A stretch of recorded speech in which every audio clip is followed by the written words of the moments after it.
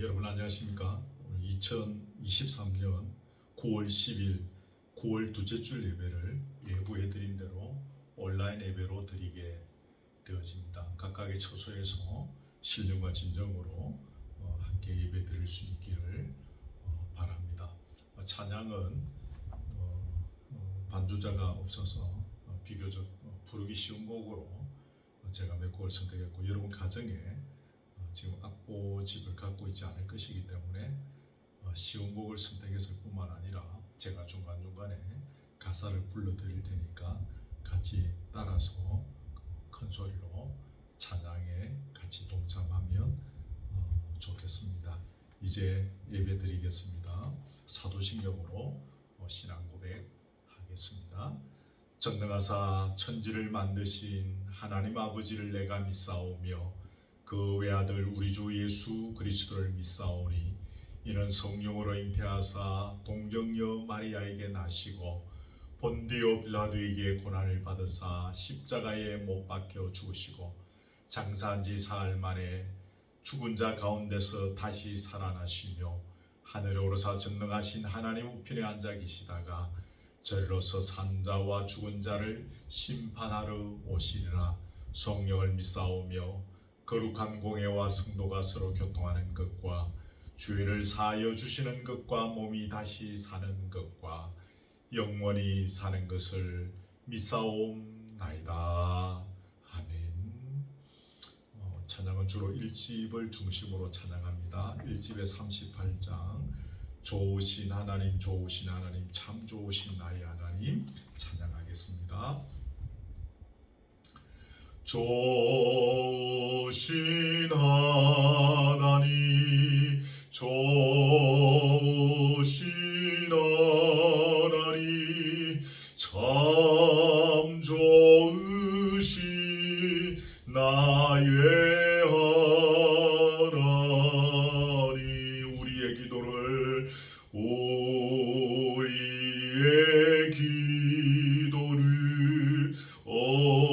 응답해 주시는 참 좋으신 나의 하나님, 한없는 축복을 한없는 축복을 우리에게 주시는 참 좋으신 나의 하나님, 일정한다 합니다. 좋으신 하나님, 좋으신 하나님, 참 좋으신 나의 하나님. 아멘. 고민 없는 우리에게 향하신 여호와의 인자하심이 계속 이어서 찬송합니다. 우리에게 향하신 여호와의 인자하심이 기고 기도다 크시도다 기고 기도다 크시도다. 우리에게 향하신 여호와의 진실하심이 영원하시도다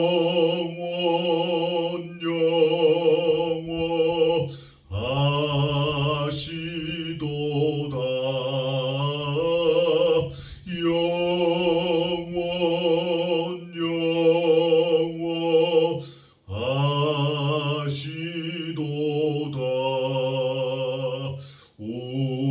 우리에게 향하신 여호와의 계획하심이 여호와의 계획하심이 놀랍고 놀랍다.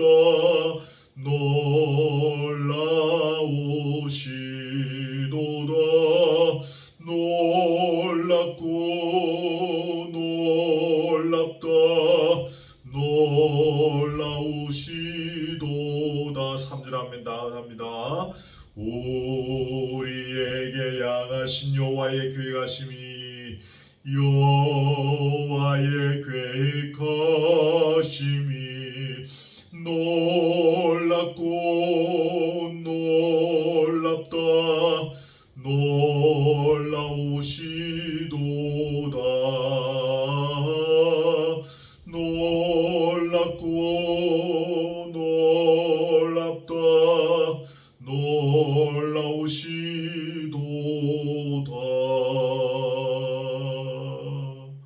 아멘.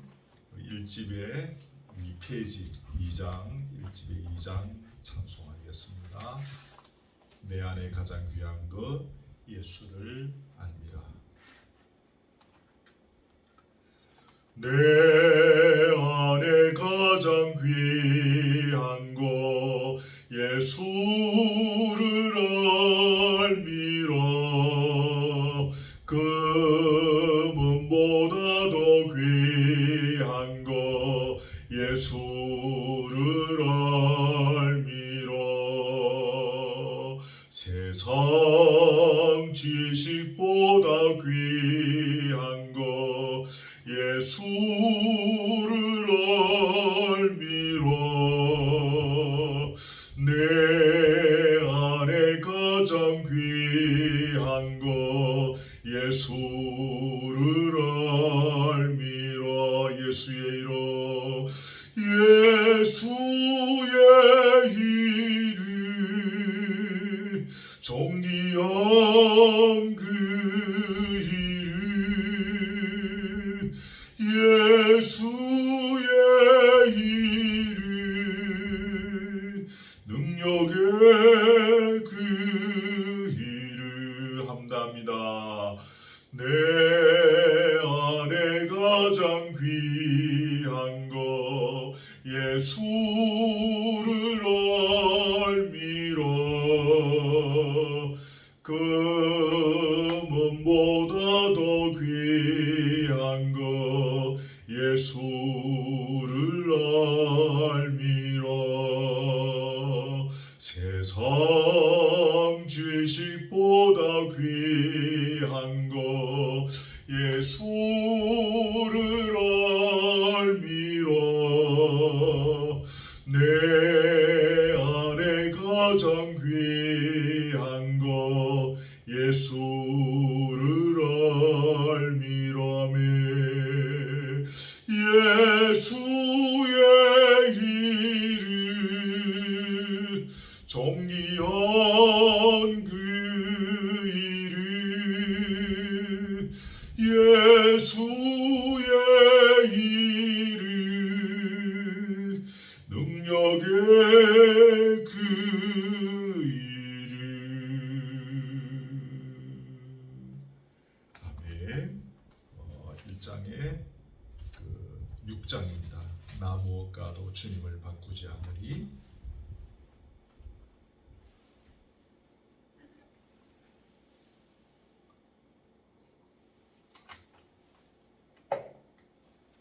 나 무엇과도 주님을 바꾸지 않으리. 다른 어떤 은혜 구하지 않으리. 찬송합니다. 나 무엇과도 주님을 바꾸지 않으리. 다른 어떤 은혜 구하지 않으리.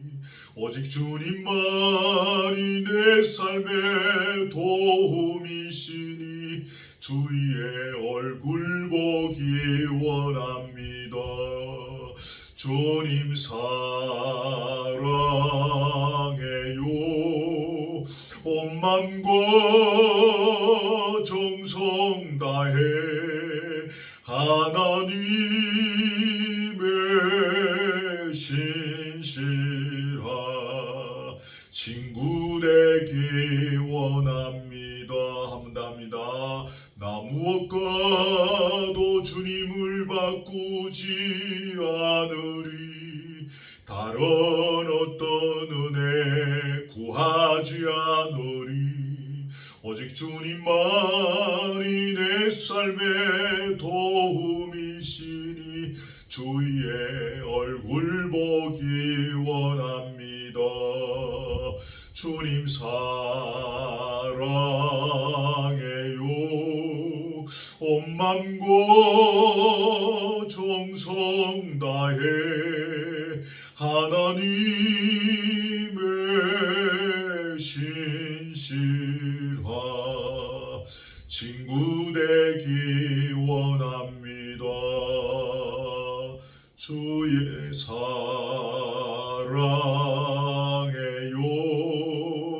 온 맘과 정성 다해 하나님의 신실한 친구 되기 원합니다. 아멘. 17장입니다. 보혈을 지나 하나님 품으로.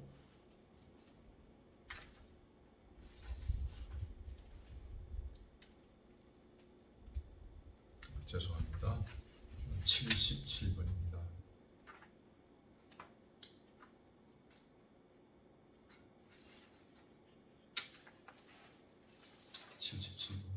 보혈을 지나 하나님 품으로.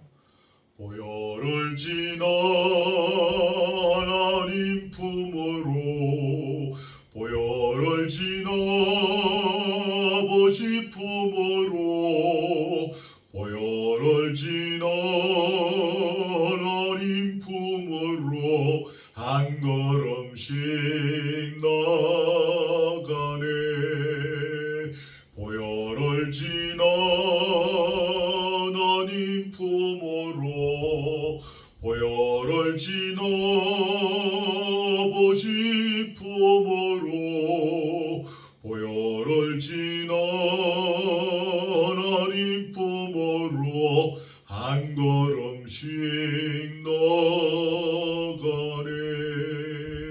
존귀한 저 보혈이 내 영을 새롭게 하시네. 존귀한 저 보혈이 내 영을 새롭게 하네. 존귀한 저 보혈이 내 영을 새롭게 하시네. 존귀한 저 보혈이 내 영을 새롭게 하네. 내 영을 새롭게 하네. 존귀한 저 보혈이 내 영을 새롭게 하네. 아멘. 15분 날마다 숨쉬는 순간마다 15페이지입니다.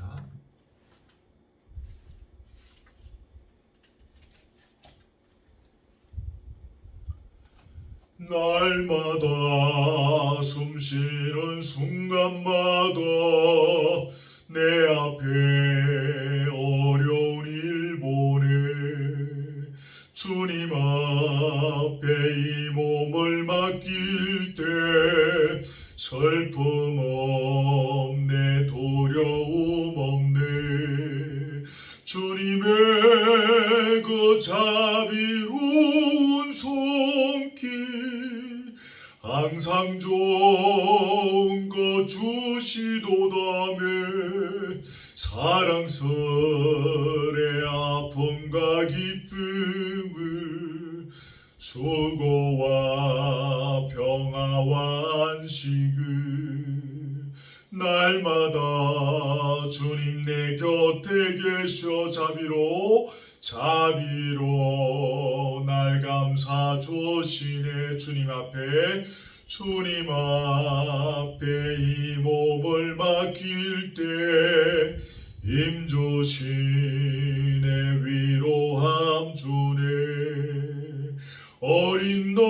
너를 품에 안으시사 항상 평안함 주시도다. 내가 살아 숨을 쉬는 동안 살피신다 약속하셨네. 인생의 어려운 순간마다 주의 약속 생각해보네.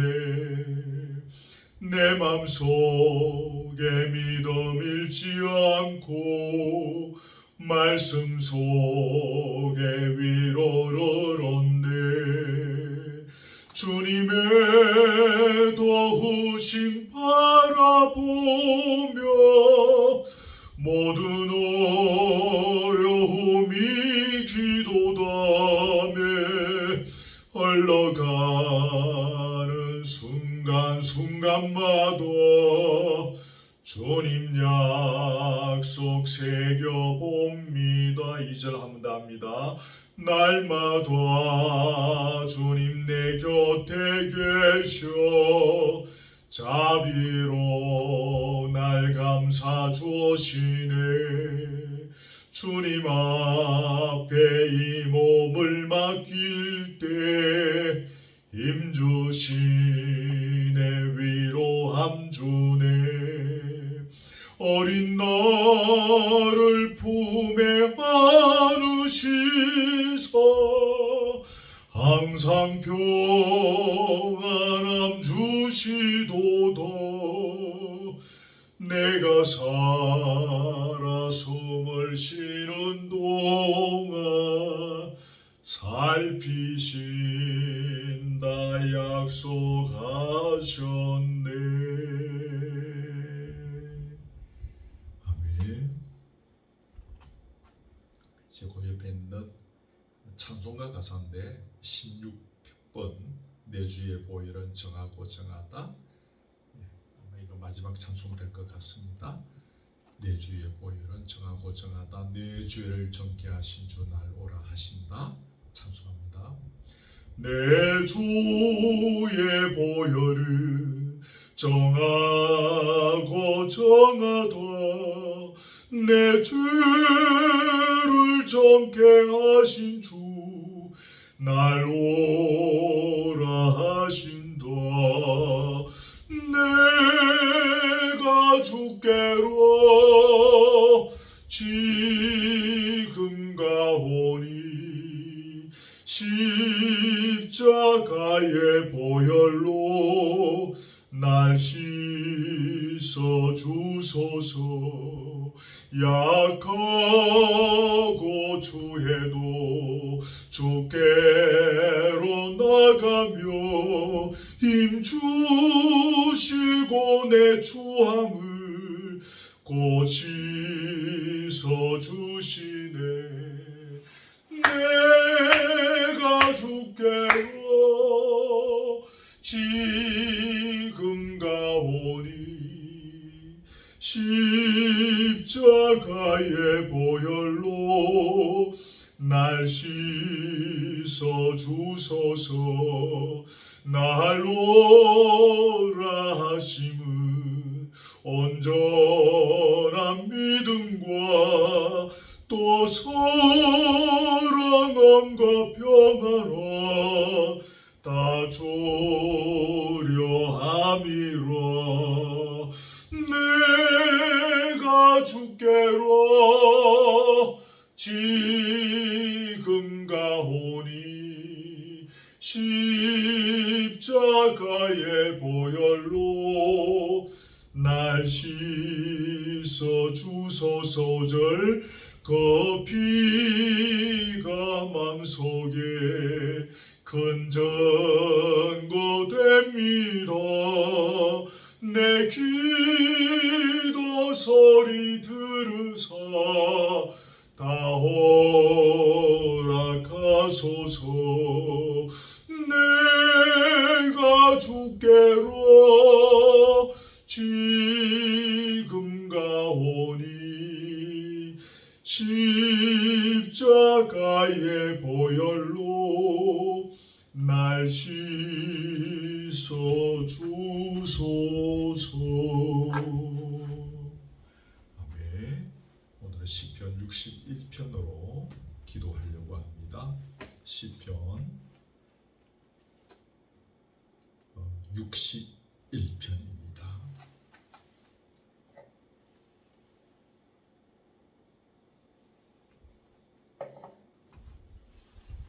1절부터 마지막 절까지 한 마음으로 같이 읽습니다. 시편 61편입니다. 하나님이여, 나의 부르짖음을 들으시며 내 기도에 유의하소서. 내 마음이 약해질 때에 땅 끝에서부터 주께 부르짖어오리니 나보다 높은 바위에 나를 인도하소서.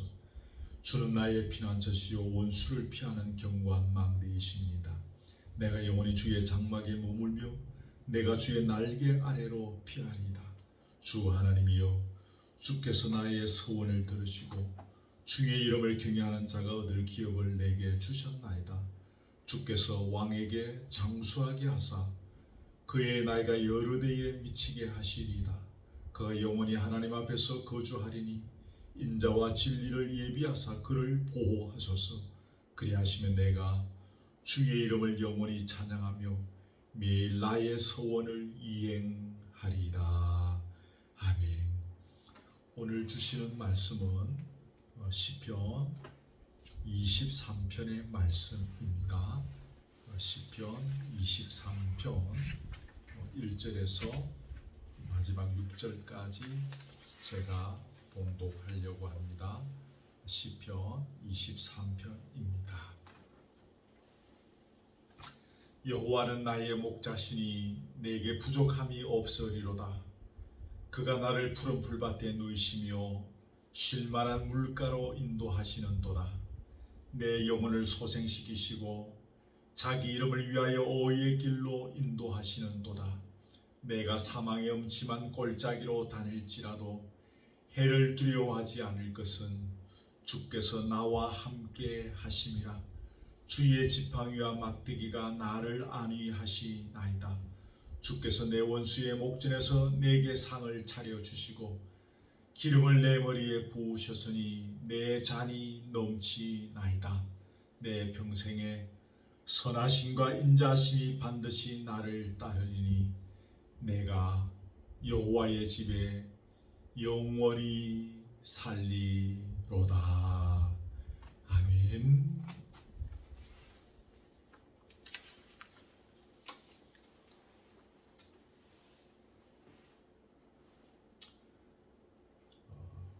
짐승들 중에서 사람에게 가장 의존적인 짐승은 양이라고 합니다.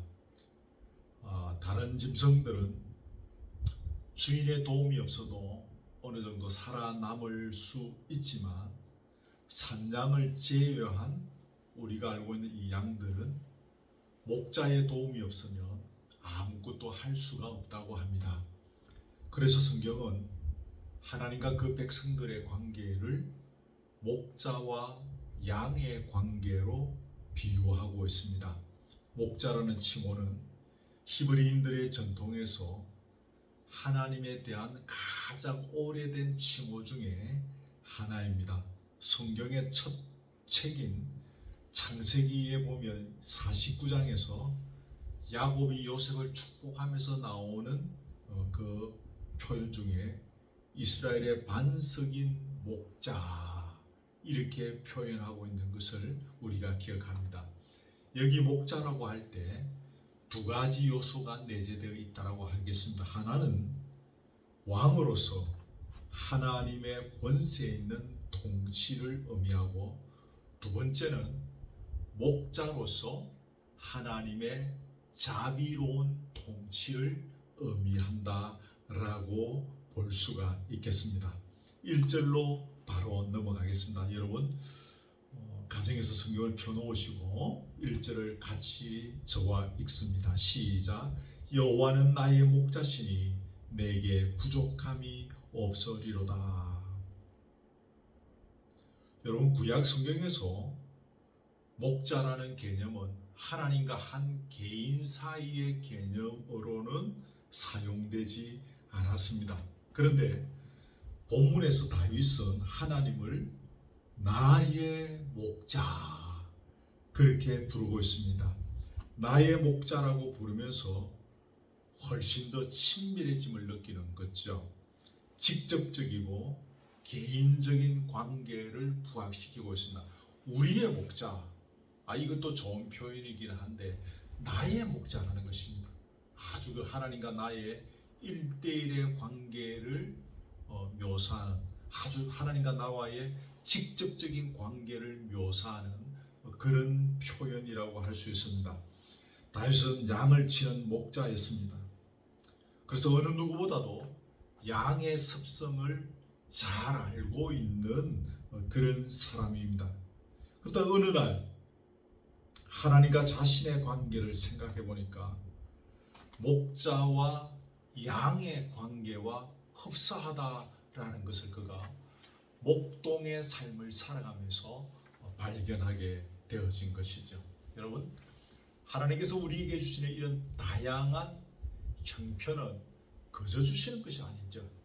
그 삶을 통해서, 그 환경을 통해서, 그 처지를 통해서 여러 가지를 우리가 배우고 체득하게 되어지고 또 만나게 되어지고 깨닫게 되어지는데, 다윗은 목동으로서의 삶을 통해서 나와 하나님과의 관계가 목자와 양의 관계라는 것을 철저히 깨닫고 발견하는 기회가 되었다는 거죠. 이게 참 중요합니다. 하나님의 도우심 없이는 아무것도 할 수 없는 자기 자신. 그러나 하나님께서는 신실한 목자처럼 늘 부족함이 없도록 채워주셨다는 사실. 우리 가스펠송 가사에 있는 것처럼 하나님은 한 번도 나를 실망시킨 적 없으시니, 그 가사의 내용처럼 하나님께서 자기를 그렇게 돌보시고 보호하시고 간섭하시고 부족함이 없도록 채워주시더라는 것입니다. 여기서 부족함이 없으리도다라는 이 표현은 지속성을 내포하고 있습니다. 다시 말하면 과거, 또 지금 현재, 그리고 다가올 미래에 이 부족함이 없으리로다라는 의미가 다 들어있는 것입니다. 목자이신 하나님 때문에 지나온 세월 동안 정말 부족함이 없었다. 목자이신 하나님 때문에 지금도 부족함이 없다. 그리고 다가올 미래도 부족함이 없을 것이다 라는 것입니다. 과거에 대해서 감사하고 현재에 대해서 만족하고 미래에 대해서 확신하는 자리에 이르고 있는 것입니다. 구약에도 이런 표현들이 많이 있는데요. 예를 들어서 신명기 2장 7절에 보면 이 40년 동안을 너와 함께 하셨으므로 네게 부족함이 없었느니라 그랬습니다. 40년 동안, 과거에 쭉 흘러온 세월, 지금 현재 이르기까지 부족함이 없도록 채워주셨다. 신명기 8장 9절에 보면 네게 아무 부족함이 없는 땅이다. 네가 앞으로 들어갈 그 땅은 네게 부족함이 없는 땅이다. 이거는 미래지 않습니까? 미래에 대해서도 이미 부족함이 없을 것임을 하나님은 말씀해 주고 있는 것입니다. 여러분, 아마도 이 세상에서 양보다 더 미련하고 약한 짐승은 없을 것입니다. 양은 이빨이나 발톱이 강한 것도 아니고 또 성격이 이렇게 포악한 것도 아닙니다. 행동이 민첩한 것도 아니고 특별한 방어 능력이 따로 있는 것도 아닙니다. 자기 혼자 힘으로는 풀이 많은 초장이나 물이 흐르는 시내를 찾아갈 수 있는 능력도 없는 존재입니다. 다시 말해서 양은 도저히 혼자서는 살아남을 수 없는 존재다 그 말입니다. 따라서 양의 행복은 자신의 능력에 달려있지 않습니다. 양의 행복은 전적으로 목자에게 달려있습니다. 목자가 누구이냐? 어떤 목자가 그를 어떻게 인도하느냐에 따라서 그의 모든 운명이 결정되어진다 그 말입니다. 그러므로 누가 나의 목자인가? 이게 정말 중요하겠습니다. 그런데 다윗은 하나님이 나의 목자다 라고 고백하고 있습니다. 여호와는 나의 목자시니 자신의 운명을 하나님께 다 맡기고 하나님께서 인도하시는 대로 어디든지 따라가겠다는 고백이죠. 여러분, 이 고백이 있으려면 목자에 대한 철저한 믿음이 필요합니다. 이분을 따라가면 내가 부족함이 없을 것이다라는 것에 대한 믿음이 여러분 필요하지 않습니까? 이분을 지금까지 따라왔으니 지금까지 그렇게 부족함이 없고 지금 현재도 부족함이 없고 앞으로도 이분을 따라가면 전혀 부족함이 없을 것이라는 것에 대한 철저한 믿음이 있어야 되는 것이죠. 이스라엘 백성들이 하나님을 버린 이유가 무엇입니까? 그들은 철저히 목자이신 하나님만 의지하자니 너무너무 불안했던 것입니다. 하나님께서 도와주시면 다행이지만 하나님께서 만일 도와주시지 않는다면 저 주변의 가나안 땅의 사람들보다 자기들이 훨씬 더 불행해질 수밖에 없는 것이라는 것을 생각하게 된 것입니다. 우리만 미련하게 하나님 의지하고 있다가 죽도 밥도 되지 않으면 어쩌란 말인가. 그래서 그들은 양다리 정책을 폈던 것입니다. 하나님도 믿고 우상도 섬기고 율법을 따르는 것 같으면서도 또 보면 세상의 조류를 따라가고 그렇게 살았던 것입니다. 하나님께서는 이런 자들을 도와주시지 않습니다. 하나님께서 도와주시지 않으니 결국 그들은 망했던 것입니다. 그런데 다윗이 하나님께 대한 철저한 믿음의 눈으로 하나님을 바라보니 하나님은 너무나도 자상하시고 항상 다윗과 함께 하십니다. 다윗 자신보다도 자기 자신을 더 잘 아시는 분이셨습니다. 그러기에 여호와를 목자로 삼고 살아가는 한 자기에게는 부족함이 없다는 사실을 발견하고 지금 이 노래로 고백하고 있는 것입니다. 전지전능하신 그분께서 한 번도 실망시킨 적 없도록 풍성히 채워주셨기 때문입니다. 아까 표현한 대로 과거에 또 지금 현재 이 시점에 또 앞으로 다가올 미래에 이르기까지 하나님께서 부족함이 없도록 그의 인생을 채워주셨다라는 것입니다. 자, 2절로 넘어갑시다. 같이 한번 읽겠습니다. 시작. 그가 나를 푸른 풀밭에 누이시며 실만한 물가로 인도하시는도다. 여러분, 이제 1절에 있는 그 목자상에 대한 것을 더 확대시키고 있는데요. 여기 푸른 2절에 푸른 풀밭이라는 이 단어는 풀이 많은 초장, 또 연한 풀이 있는 초장이라는 의미의 표현입니다. 그래서 성경의 저자들은 하나님의 은총을 연한 풀이다, 혹은 비온 후에 돋은 연한 풀이다, 연한 풀이다, 부드러운 풀이다, 그런 단어들을 많이 사용했습니다. 양은 부드러운 풀을 즐겨 먹지 않겠습니까? 억센 풀을 즐겨 먹는 짐승들도 있는지 모르겠지만 양들은 연한 풀들을 즐깁니다. 어릴 때 집에서 토끼를 키워본 적이 있습니다. 시골에 외갓집에 가도 토끼가 있었습니다. 어릴 때 이제 재미로 이렇게 풀을 이렇게 주고, 여러분, 토끼들이 이렇게 아주 억센 풀들을 먹습니까? 연한 풀들을 훨씬 더 즐기고 그들이 좋아하는 것을 우리가 알 수 있죠. 푸른 풀밭, 양들이 즐기는 부드러운 풀이 가득 있는 그런 풀밭이다 그 말입니다. 누이시며, 이 말은 양으로 하여금 눕는 동작을 하게 한다는 것입니다. 자, 누워라. 자, 누워라. 왜 양들이 눕게 됩니까? 자기들이 좋아하는 그 연한 풀, 푸른 풀, 이런 그 부드러운 풀이 있는 초장으로 목자가 인도해 주니 너무 좋아서 양이 스스로 누워서 편히 쉬면서 그렇게 즐길 수 있게 되었다라는 것입니다. 누가 그렇게 해줍니까? 목자가.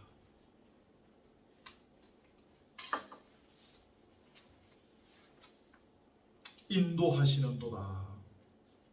여기 인도하시는도다라는 이 표현도 인도하시는데 부드럽게 인도하신다라는 의미입니다. 목자가 양들을 부드럽게 인도한다. 그 서부 영화를 예전에 이렇게 보면 그 야생의 말들을 이렇게 막 몰아가지고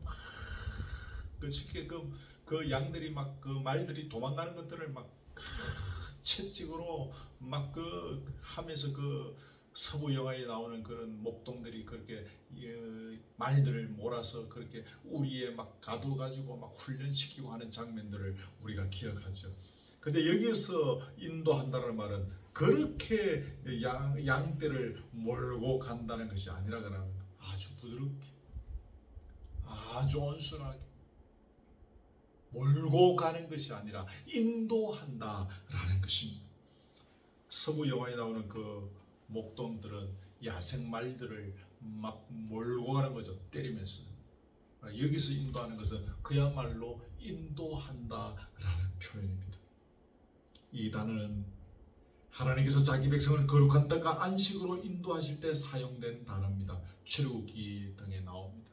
하나님께서 자기 백성들을 거룩한 땅으로 인도하실 때. 근데 여러분, 약속의 땅은 안식처였습니다. 하나님은 안식의 처소로 우리를 인도하십니다. 안식의 처소는 멀리 내다보면 하나님의 나라 천국일 것입니다. 가까이 보면 지금 내가 하나님을 왕으로 모시고 살아가는 현장, 거기가 또한 안식의 처소일 것입니다. 하나님은 이런 안식의 처소로 우리를 인도하시다라는 것입니다. 여러분이 이 절에서 느낄 수 있는 그 분위기는 무엇입니까? 쉽게 말하면 평안하다, 풍성하다, 걱정할 것이 없다, 그런 것이겠죠. 근데 사실 실제 눈에 보이는 우리 삶의 현장은 여러분 평안합니까? 풍성합니까? 걱정할 것이 전혀 없습니까? 그렇지 않지요. 그런데 여러분, 하나님의 은혜를 체험하고 나면 부유한 자가 되는 것입니다. 우리가 하나님의 은혜를 체험하게 되면 풍성함이 넘치고, 풍성함이 넘치면 감사가 넘치고, 기쁨이 넘치고 하늘의 평강이 넘치게 되는 것입니다. 걱정과 근심이 사라지고, 여기 표현대로 푸른 초장에 그런 실만한 물가의 감격을 누리게 되는 것입니다. 약한 짐승들은 늘 긴장 가운데서 물을 마시고 또 풀을 뜯어 먹습니다. 깊은 산에 들어가다 보면 이렇게 어떻게 하다가 이렇게 그 산토끼를 여러분 보신 적 있습니까? 저는 본 적이 몇 번 있습니다. 또 깊은 산에 들어가면 노루 같은 그런 짐승들이 산에서 이렇게 쉬거나 혹은 풀을 뜯고 있는 것을 볼 수가 있습니다. 근데 그들은 늘 긴장합니다. 약간의 소리, 약간의 어떤 인기척, 그런 부스럭거리는 소리만 들려도 그들은 깜짝 놀라서 몸을 움츠리거나 또 도망을 갔지. 그러나 하나님의 은혜를 체험하면 우리는 그런 걱정과 근심이 싹 사라지는 것입니다. 하나님의 은혜와 사랑이 어떤 것인지를 알게 되어지면 우리는 어떤 형편과 처지 속에서도 평안과 기쁨을 맛보게 되어지는 것이죠.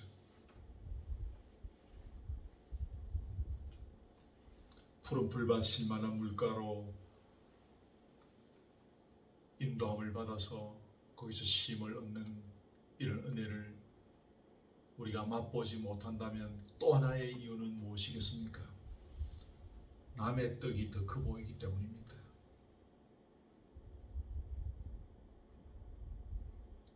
이 지난주 설명한 대로 하면 자족하지 못하는 것이죠. 그런데 하나님의 은혜는 우리를 만족해 합니다. 내게 부어주는 사랑이 부족함이 없는 사랑인 것을 우리로 하여금 알고 깨닫게 해줍니다. 그래서 내 삶의 현장이 푸른 풀밭 쉴만한 물가가 되는 것입니다. 이 설교를 들으시는 이 땅에 살아가는 모든 백성들이 이 은혜를 누리면서 여러분의 삶의 현장에서 푸른 풀밭 쉴만한 물가를 경험할 수 있기를 축복합니다. 3절로 넘어갑시다. 같이 여러분 3절을 같이 읽습니다. 저하고 같이 읽습니다. 시작.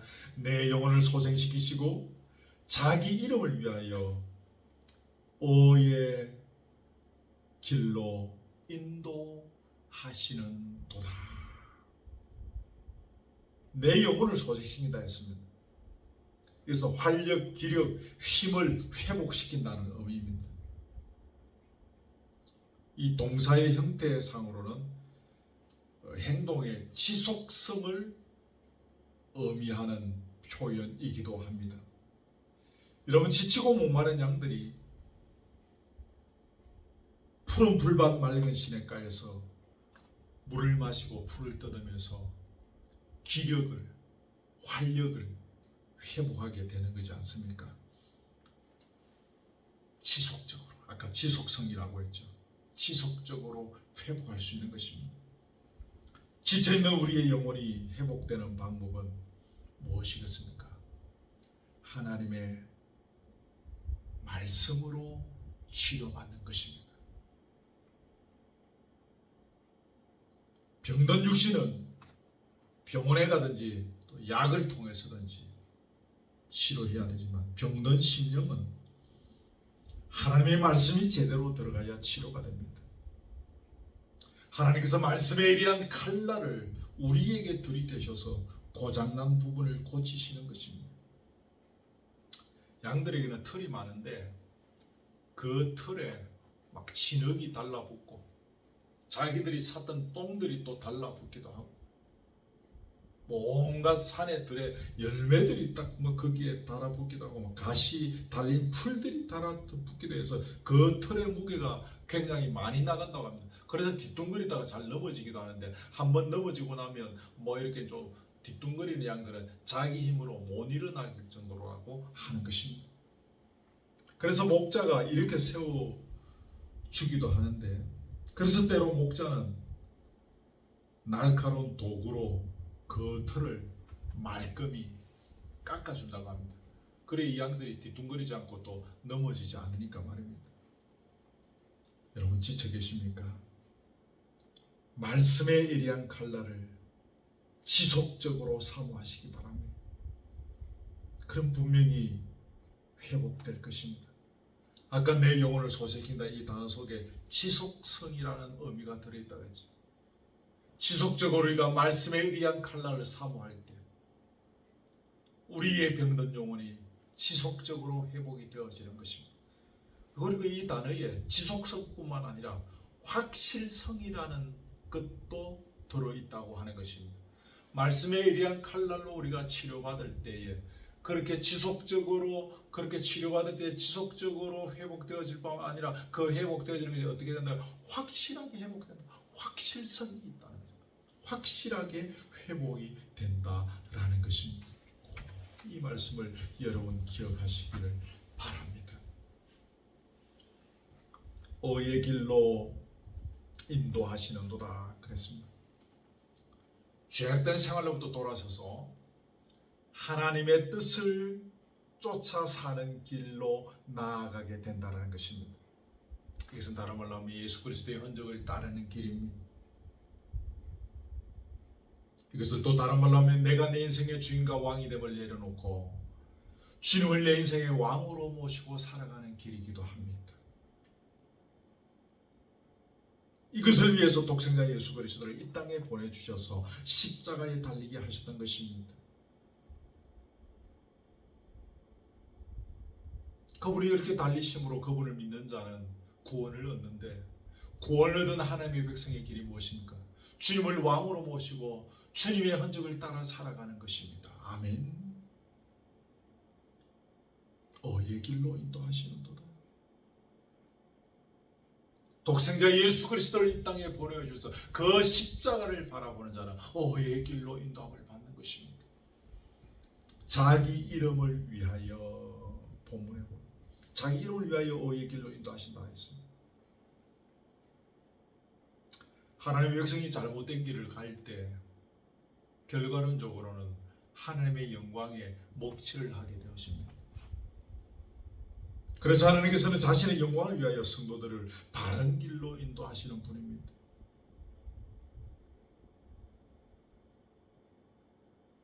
구약의 역사를 보며 하나님께서 자신의 이름에 합당한 존재임을 드러내시기 위해서 당신의 백성을 위해 놀라운 일들을 행하셨습니다.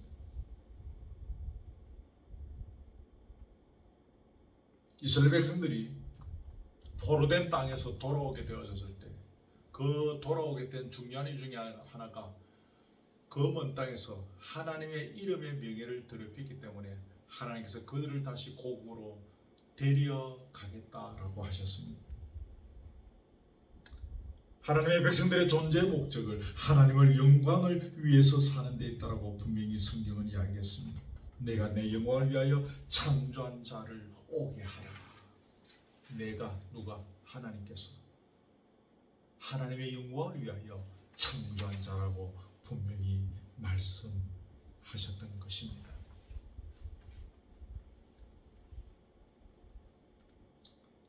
사절을 조금 묵상하고 그렇게 말씀을 정리하려고 합니다. 4절 같이 읽읍시다.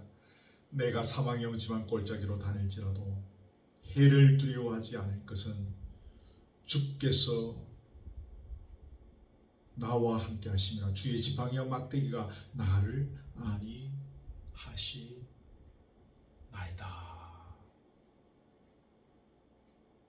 여기 사망의 음침한 골짜기라고 했는데, 이 사망은 완전한 어둠, 철저한 어둠, 깊은 어둠이라는 뜻입니다. 이런 유사한 표현을 욥기서에 보면 표현하고 있는데 가장 고통스러운 표현. 욥이 얼마나 고통스러웠습니까? 그때 그 가장 고통스러운 장면을 묘사할 때 이와 유사한 표현들을 사용했습니다.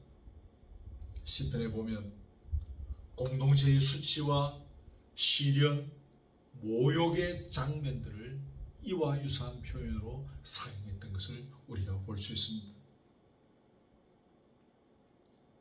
여러분, 실제로 목자들은 여름철에는 양들을 산지의 방목장으로 이끌고 간다고 합니다. 그러다가 가을이 다가오고 정상에 첫눈이 내리기 시작하면 목자들은 다시 양들을 이끌고 낮은 지대로 내려온다고 합니다.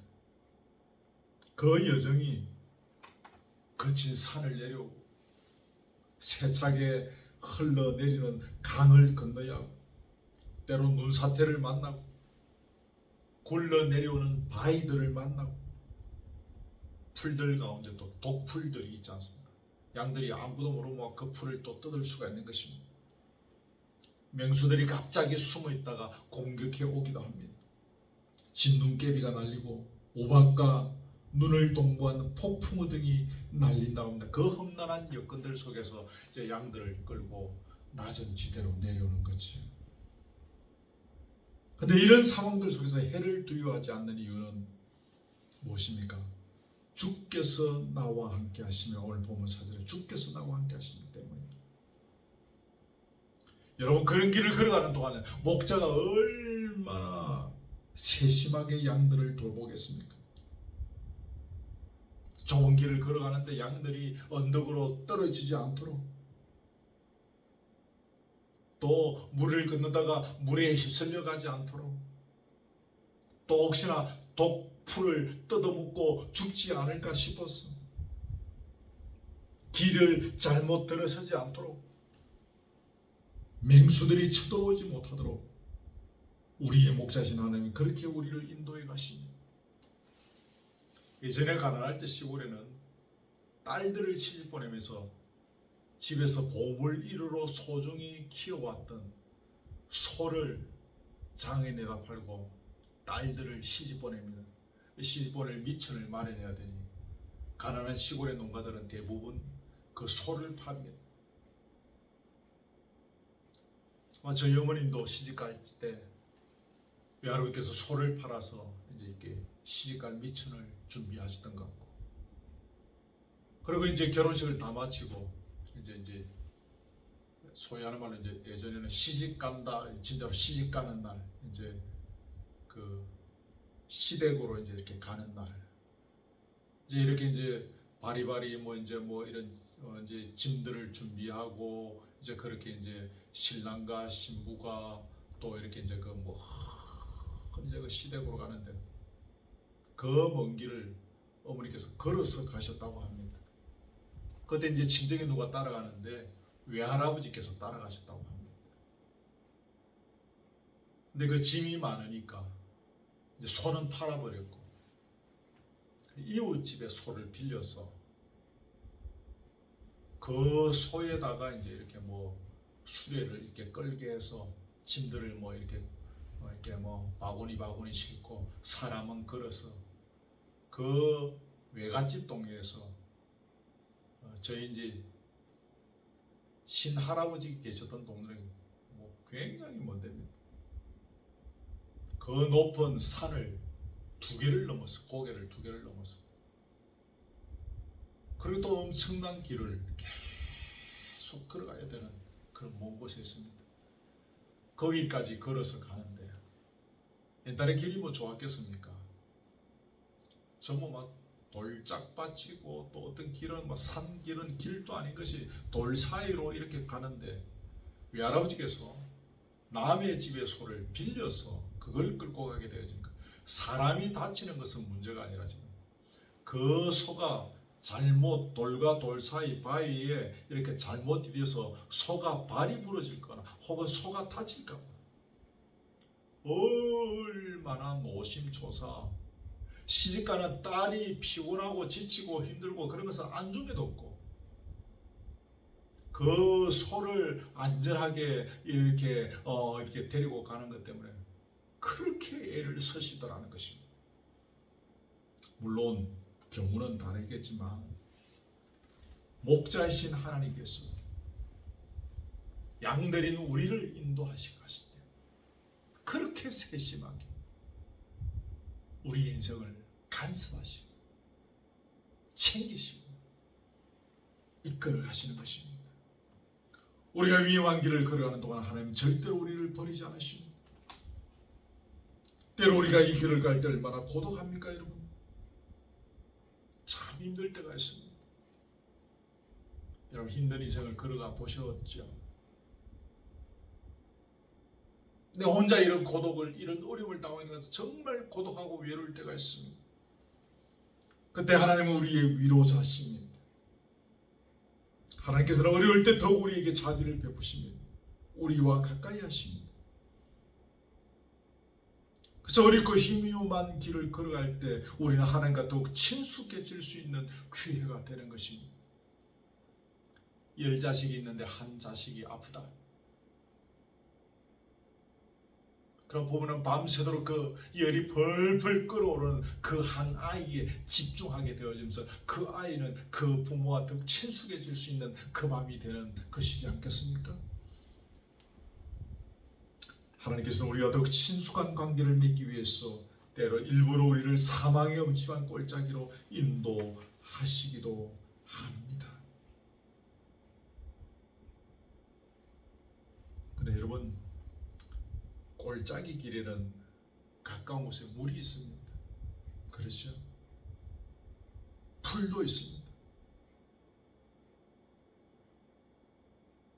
양쪽은 절벽이긴 하지만 이동하고 내려오면서 그 골짜기를 통하는 동안에 양들은 골짜기 주변의 풀과 물을 먹고 힘을 얻는 것입니다. 그렇습니다.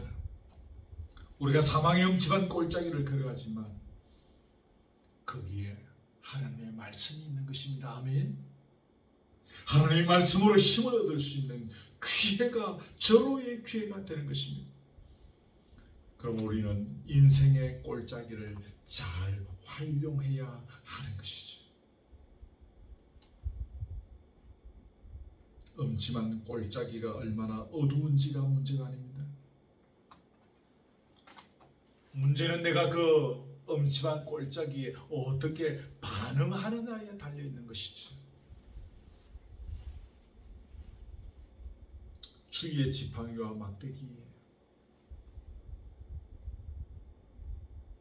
중동지역에서는 목자들이 지팡이와 막대기만 가지고 다녔다고 합니다. 아프리카 목자들은 지팡이 한 자루 또 투봉이라는 것 하나를 갖고 다녔다고 합니다. 지팡이 하나하고 투봉이라는 것이 적을 공격할 때 쓰는 그런 짝대기 비슷한 것이라고 합니다. 그거 하나 그리고 두 개를 들고 다녔다고 합니다. 여기서 막대기는 목자와 양떼들을 지키고 보호하는 무기가 되는 거죠. 맹수가 쳐들어올 때 그 막대기로 막습니다. 양들이 맹수의 공격을 받을 때 막대기로 막습니다. 그 막대기는 때로 양들을 징계할 때도 사용할 수 있을 것입니다. 말 안 들을 때. 또 양들을 살피고 수를 세기 위해서 막대기를 사용한다고 합니다. 막대기를 딱 많은 양들을 다 셀 수가 없으니까 막대기 밑으로 지나가는 양들을 수를 세기도 하고, 또 그 막대기 밑으로 지나갈 때 양들이 이렇게 건강한지 어디 다친 데는 없는지 이런 것들을 또 살피기도 한다는 것입니다.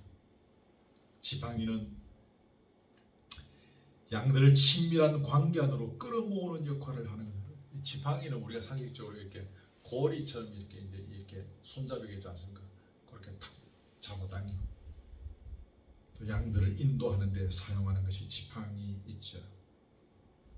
양들은 목자의 막대기와 지팡이를 보면서 위로를 받고 보호를 받고 그 인도함 속에서 걸어가는 것입니다. 오늘 시간 관계상 4절까지 말씀을 나누고 다음 주에 말씀을 계속 조금 보충할 수 있으면 더 보충하려고 합니다. 주의 지팡이와 막대기가 나를 안위하시나이다. 위로하신다는 거죠. 양들은 주의 목대기와 지팡이를 보면서 위로를 받는 것입니다. 그 막대기로 나를 지키시고 보호하시고, 때로는 그 막대기로 나를 징계하시고, 그 막대기로 나를 살피시고, 때로 그 지팡이로 끌어당겨서 나와 당신과의 관계를 더 친밀하게 만들어 가시는 목자이신 하나님을 보면서 우리는 위로를 받는다, 그 말입니다. 또 한 주간을 시작합니다. 이런저런 삶의 어려움과 때로는 사망의 음침한 골짜기를 걸어가게 되는 순간도 여러분에게 있을지 모르겠습니다. 막대와 지팡이, 그것을 바라보면서 위로 가운데 가시기를 주의 이름으로 축복합니다. 아멘.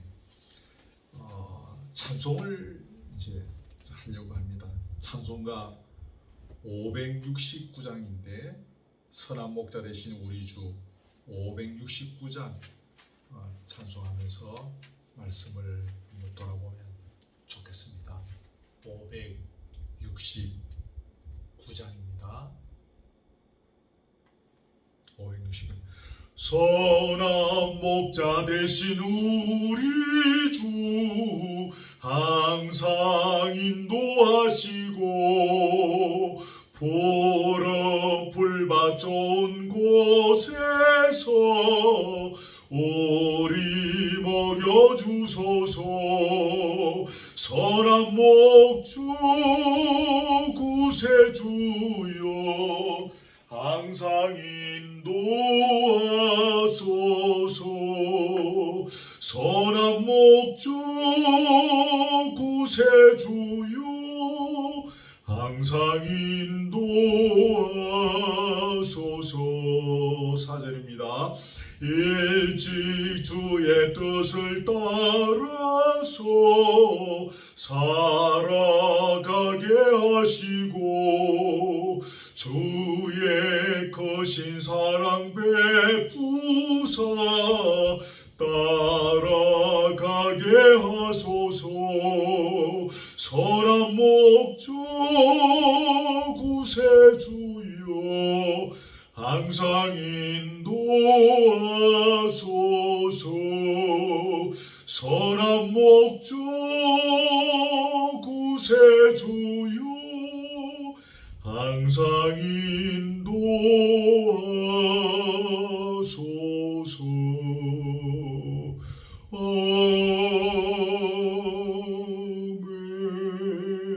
아멘.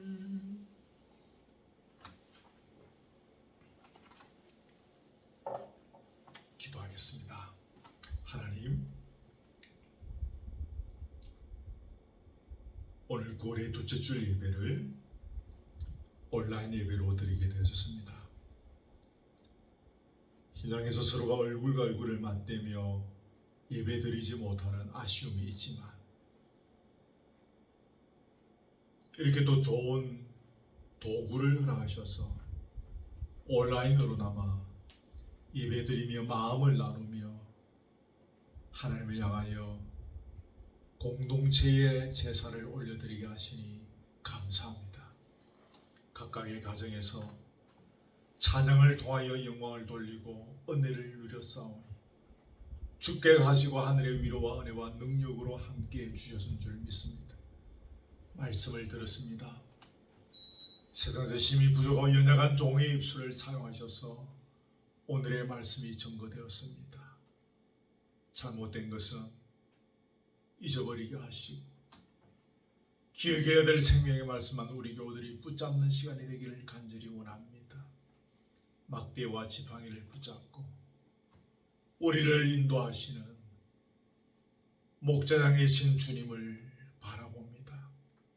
때로 사망의 음침한 꼴짝이, 힘든 길, 외로운 길, 눈매의 길을 걸어가게 되어지는 상황 속에서도 우리의 목자신 주님을 바라보며 위로받게 하시고 힘과 소망 가운데 가하며 은혜의 풍성함 속에서 만족하고 감사하고 기뻐하며 여호와 하나님을 찬양하며 날마다 안식의 땅에서 푸른 불만 실만한 물가로 인도하시는 주님의 인도하심을 받아 누리는 귀한 세월 될 수 있도록 주여 우리에게 믿음을 다하여 주시기를 원합니다. 양은 목자를 얼마나 믿는 자의 그 운명이 달려있다고 오늘 말씀하셨습니다. 우리의 목자신 주님을 신실하게 붙잡는 믿음으로 걸어가는 저희들 되어지기를 원합니다. 오늘의 예배를 주께서 받으시고 영광 거두시고 각자의 처소에서 지금 유튜브를 통하여 예배를 드리고 있사오니 그 현장에 역사하시고 은혜를 베푸시고 위로하시고 성령으로 간섭하여 주시옵소서. 또 한 주간도 오늘의 말씀 속에서 성리하는 한 주간 되게 하여 주시옵소서. 예수 그리스도의 은혜와 하나님의 사랑과 성령의 교통하심이 우리의 진정한 목자 되신 주님 앞에서 말씀의 예리한 칼날로 우리의 심령이 인도함을 받으며 위로함을 받으며 우리의 목자신 주님의 손에 들려있는 막대와 지팡이를 바라보면서 더 위로한 가운데 가기를 원하는 사랑 우리 교우들 머리 위에 지금부터 영원토록 함께 있을지어다. 아멘. 아멘. 아멘.